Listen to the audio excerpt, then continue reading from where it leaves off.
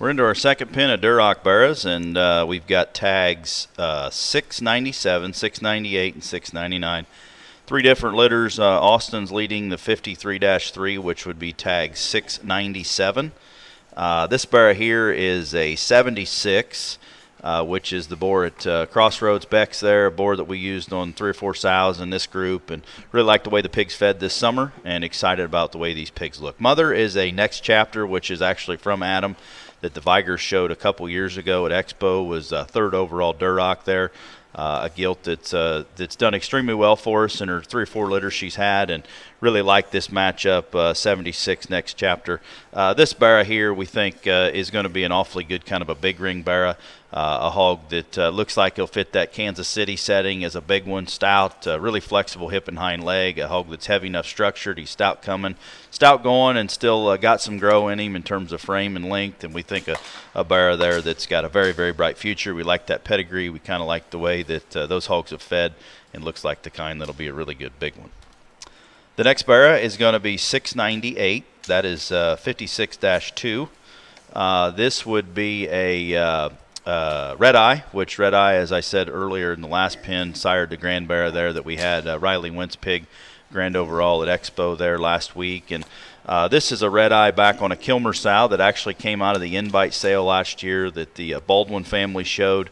A gilt that we liked as a baby pig a year ago and really liked her at North American, and going to be a really good young sow for us here in the future. Maximus obviously did a killer job, and Kilmer's 1-2'd Louisville last year with a pair of Maximuses, and this sow's going to be really click nice with the Red Eye. He's stout. He's square. He's got a good hip and hind leg and not out there too much. Another one, as I said, I think will be a really good big one. Kansas City possibly could hold for that Louisville setting, but loose, flexible.